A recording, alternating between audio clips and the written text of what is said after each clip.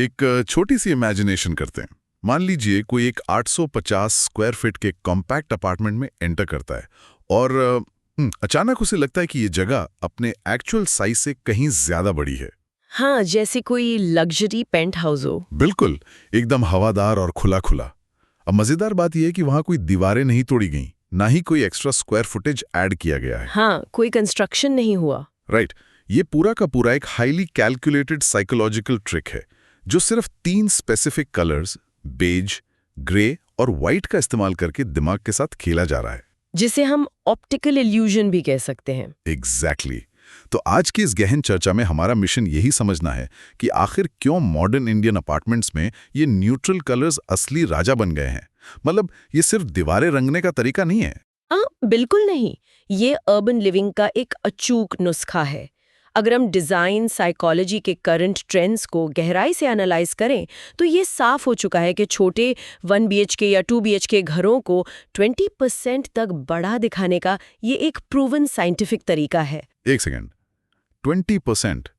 मतलब मुंबई या दिल्ली जैसे शहरों में 20% एक्स्ट्रा स्पेस का मतलब तो लाखों रुपए का इल्यूजन क्रिएट करना हो गया। हाँ, बिल्कुल, लाखों का फायदा। लेकिन मेरा थोड़ा सा पुशबैक है। मुझे हमेशा लगता था कि घर को बड़ा दिखाने के लिए फर्नीचर कम रखना या बड़े शीशे लगाना ही काम आता है। पेंट का कलर 20% का डिफरेंस कैसे ला सकता है? इसके पीछे की एक्चुअल साइंस क्या है? यहीं पर विजुअल साइंस पिक्चर में आती है।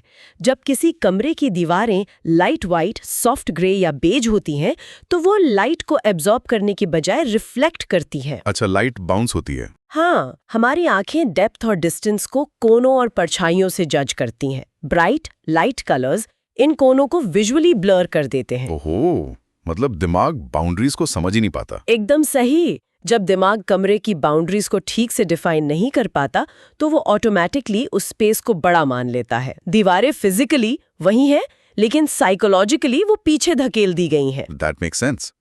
लाइट का बाउंस होना दीवारों को एक तरह से इनविजिबल बना देता है। लेकिन एक और चीज है, अगर साइंस ये कहती है तो हमारे ट्रेडिशनल सिस्टम्स जैसे वास्तुशास्त्र का इस बारे में क्या कहना है? ये बहुत ही इंटरेस्टिंग पॉइंट है। हाँ, क्योंकि इंडियन घरों में वास्तु बहुत बड़ा रोल प्ले करता है। क्या साइंस और वास्तु आपस में टकराते हैं इस मुद्दे पर? कलर क्लैश के बारे में उनका क्या सोचना है? मजे की बात यह है कि दोनों बिल्कुल अलग दिशाओं से शुरू होकर एक ही नतीजे पर पहुंचते हैं। साइंस मानती है कि ब्राइट कलर्स जैसे डार्क रेड या नियॉन ग्रीन आंखों के जरिए दिमाग को ओवर स्टिमुलेट करते हैं। राइट, जिसे कॉग्निटिव लोड कहते हैं। बिल्कुल। दूसरी तरफ वास्तुशास्त्र व्हाइट और बेज कलर्स को प्योरिटी और पॉजिटिविटी के लिए बेस्ट मानता है। वास्तु जिस शांति की बात करता है, मॉडर्न साइंस उसे ही लो कॉग्निटिव लोड कहती है। अरे वाह। और ग्रे कलर का क्या सीन है? ग्रे कलर को डिजाइन की दुनिया में मॉडर्न लुक का बॉस माना जा रहा है। ये बिना किसी अग्रेसिव एनर्जी के एक ग्राउंडिंग इफेक्ट देता है। कॉग्निटिव लोड वाले पॉइंट पर मुझे एक बहुत ही प्रैक्टिकल एनालॉजी याद आ रही है।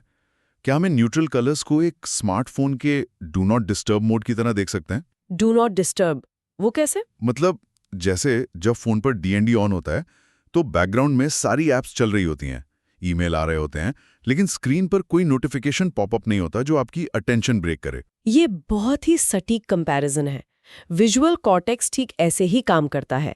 जब किसी दीवार पर ब्राइट ऑरेंज कलर होता है तो हर बार नजर पड़ने पर दिमाग को उसे प्रोसेस करना पड़ता है। एक माइक्रो नोटिफिकेशन की तरह, हे मैं ऑरेंज हूं, मुझे देखो। हाँ, और दिन भर में ये हजारों विजुअल पिंग्स इंसान को मेंटली थका देते हैं। वाओ, तो मतलब एक परफेक्ट फिटिंग वाले सादे सूट की तरह जो खुद ध्यान खींचने के बजाय आपको हाईलाइट करता है। ये कलर्स बैकग्राउंड में चुपचाप रहकर आपको मानसिक शांति देते हैं। एग्जैक्टली। विजुअल क्लटर कम करना बहुत जरूरी। तो अगर ये DND मोड इतना ही इफेक्टिव है तो एक लॉजिकल सवाल उठता है। साइंस और इल्यूजन तो हम समझ गए, लेकिन क्या पूरे घर को, मतलब लिविंग रूम से लेकर बाथरूम तक, एक ही सफेद रंग में रंग देना चाहिए? कमरों का ब्लूप्रिंट क्या होना चाहिए? नहीं, पूरे घर को एक सिंगल कलर में डुबा देना सबसे बड़ी डिजास्टर होती है। हर कमरे की अपनी एक साइकोलॉजी होती है। डिजाइनर्स इसके लिए एक room by room formula recommend करते हैं। अच्छा, तो लिविंग रूम से शुरू करते हैं। वहां क्या होना चाहिए? लिविंग रूम में सॉफ्ट ग्रे के साथ व्हाइट सीलिंग का इस्तेमाल बेस्ट होता है, क्योंकि वो एक सोशल स्पेस है। वहाँ एक प्रीमियम होटल लॉबी जैसी फील चाहिए होती है। राइट, ताकि जब गेस्ट आए तो क्लासी लगे। और बेडरूम के लिए? क्योंकि वहाँ की एनर्जी तो बिल्कुल अलग होती है। बिल्कुल। बेडरूम एक पर्सनल सैंक्चुरी है, वहाँ दिमाग को रिलैक्स करना होता है, इसलिए वहाँ वार्म बेज यूज होता है। बेज में एक गर्माहट होती है जो शांतिपूर्ण सुबह की वाइब देती है। वार्म बेज सुन के ही बहुत रिलैक्सिंग लग रहा है। और किचन या बाथरूम का क्या? वहाँ प्योर वाइट डोमिनेंट होता है, क्योंकि वाइट साफ सुथरा और चमकदार होने का अल्टीमेट सिग्नल है। और अगर बालकनी की बात करें तो वहाँ लाइट ग्रे का टच यूज होता है, ताकि वो मॉडर्न भी लगे और बाहर की धूल जल्दी नजर ना आए। वेट, प्योर वाइट वाली बात पर मुझे एक कमाल का किस्सा याद आ गया। मुंबई के एक यंग कपल की स्टोरी है जिन्होंने अपना 1 BHK पूरा का पूरा सफेद कर लिया था। अच्छा, सारा घर सफेद? हाँ, मतलब फ्लोर टू सीलिंग। कुछ ही हफ्तों में पति का फ्रस्ट्रेशन लेवल पीक पर था। उसने कहा, यार ऐसा लग रहा है जैसे हम किसी एप्पल स्टोर में रह रहे हैं। ये बहुत ही कॉमन मिस्टेक है। तो पत्नी का क्या रिएक्शन था? पत्नी ने बड़े मजाक में कहा कि कम से कम अब हमारे झगड़े कलर कोऑर्डिनेटेड तो हैं। ये फनी जरूर है, लेकिन इसके पीछे एक बहुत बड़ा डिजाइन लेसन छुपा है। वही ना, घर इंस्टाग्राम वर्दी तो बन गया लेकिन रहने लायक नहीं बचा। बिल्कुल। इसे डिजाइन की भाषा में एप्पल स्टोर इफेक्ट कहते हैं। कमर्शियल स्टोर्स को डिस्ट्रैक्शन फ्री और अल्ट्रा फ्यूचरिस्टिक बनाया जाता है, लेकिन इंसानी दिमाग घर में ऐसी स्टेराइल परफेक्शन बर्दाश्त नहीं कर सकता। हाँ, इंसान को तो एक कोजी फील चाहिए। एग्जैक्टली। एक घर में ह्यूमन वार्मथ और थोड़ी सी इम्परफेक्शन अलाउड होनी चाहिए। जब पूरा घर बिना किसी बैलेंस के सिर्फ वाइट हो जाता है तो वो स्पेस इंटिमिडेटिंग हो जाती है। लगता है कि कुछ गिर गया तो सब बर्बाद हो जाएगा। तो विजुअल, एस्थेटिक और प्रैक्टिकलिटी में बैलेंस होना बहुत जरूरी है। खैर, अब थोड़े लॉजिकल ट्रांजिशन की तरफ चलते हैं। रंग सिर्फ घर को सुंदर ही नहीं बनाते, इसका सीधा असर रियल एस्टेट के अर्थशास्त्र पर भी पड़ता है।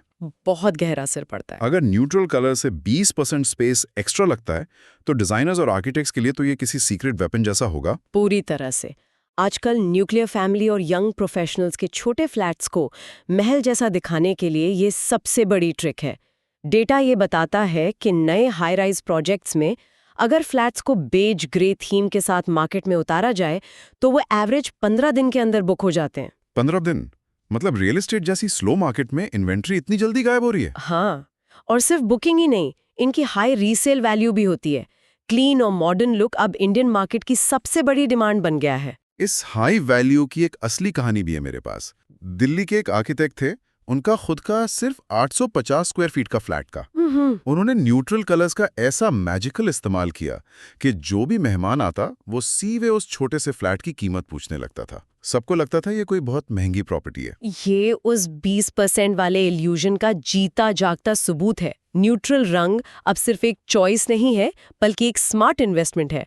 और इसमें स्टोर मालिकों की भी बहुत दिलचस्प भूमिका होती है। वो कैसे? जब कोई कस्टमर छोटे फ्लैट को लेकर टेंशन में स्टोर पर आता है तो स्टोर मालिक तुरंत उसे बेज या ग्रे पकड़ा देते हैं, और मॉनसून के लिए तो वो वॉशेबल न्यूट्रल फॉर्मूला बेचते हैं। अच्छा, वॉशेबल पेंट्स? हाँ, क्योंकि लाइट कलर्स गंदे जल्दी होते हैं, तो स्टोर मालिक कहते हैं कि आप डिजाइनर लुक लीजिए और दाग धब्बों की टेंशन वॉशेबल पेंट पर छोड़ दीजिए। मतलब डर भी खत्म और सेल्स भी बढ़ गई। बिल्कुल, ये एक परफेक्ट बिजनेस स्ट्रैटेजी है। लेकिन यहाँ मुझे एक डाउट है, अगर न्यूट्रल कलर्स इतने ही अच्छे हैं और फॉर्मूला इतना सिंपल है तो लोग इसे इस्तेमाल करने में गलती कहाँ करते हैं? मतलब मैंने ऐसे कई घर देखे हैं जो किसी बोरिंग सरकारी अस्पताल जैसे दिखते हैं। हाँ, जिसे हम हॉस्पिटल लुक कहते हैं। राइट। तो मैं यही पूछना चाह रहा था कि क्या सिर्फ पेंट का रंग मायने रखता है या पेंट की क्वालिटी भी?